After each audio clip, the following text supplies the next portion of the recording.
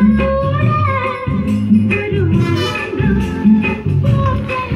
is 5.1. நானே இதை செஞ்சுருக்கேன்.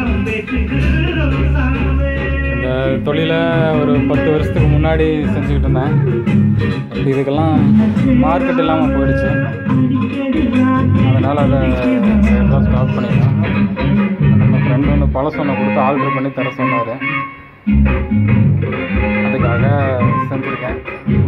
இது 2030 IC அண்ட் STK 4392. கிட்டத்தட்ட இந்த ஆம்பை போட்டு 10 வருஷம் இருக்கும். வேற ஒரு பழைய கேபினெட் கொண்டாந்து கொடுத்தாரு. அதையும் போட்டு ஒரு USB அடாப்டர் போட்டு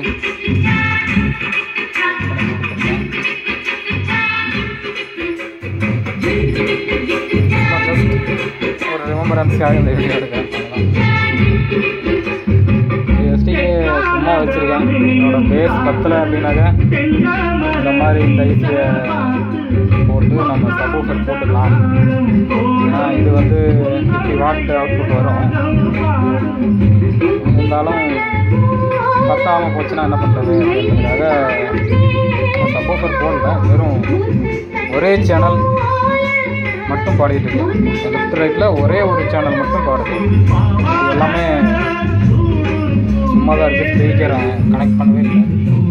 ஒரு சேனல் தான் அதுக்கும் பாக்ஸ் கிடையாது. வெறும் எம்டி ஸ்பீக்கர் தான். அதனால் வச்சு பாடிட்டு இருக்கேன்.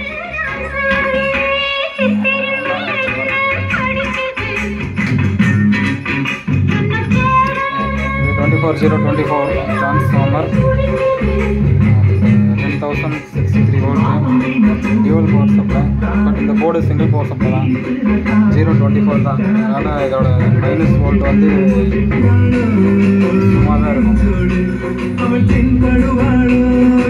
இதுதான் dual power supply TV board, vegetable control board, subwoofer, surrounding, 5 trainer.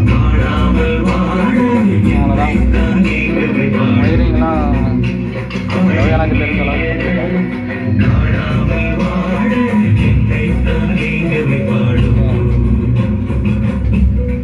இந்த பென்சில் எதுக்காகனா ஒரு சின்னதாக முட்டு கொடுத்துருக்கேன். நட்டுன்னா போடாமல் இருக்கேன். அதனால்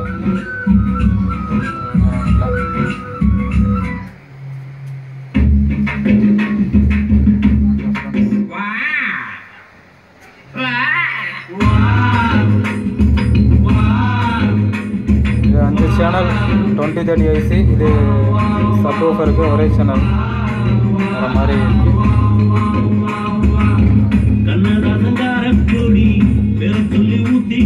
பவர் பட்டன்,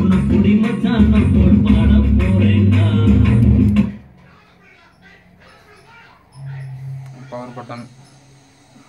இது பழைய மாடல்.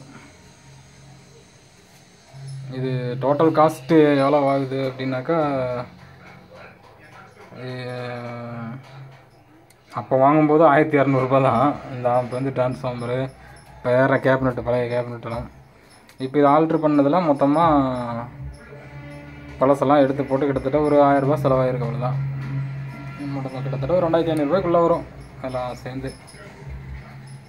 அவ்வளோதான். ஓகே.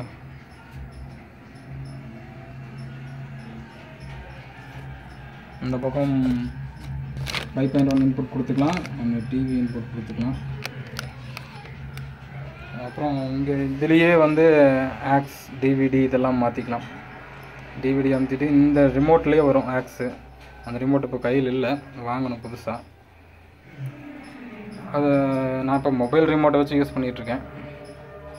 அது ஆக்ஸ் போட்டாக்கா டிவிலேருந்து வரும். டிவிடிலேருந்து பாட்டு வேணுன்னா டிவிடி போட்டுக்கணும். பியூர் 5.1 வேணுனாக்கா பியூர் 5.1 செலக்டர் இருக்குங்க.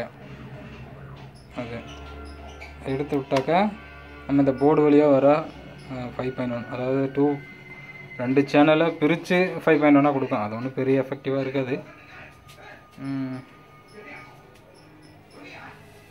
ஓகே, அவ்வளோதான்.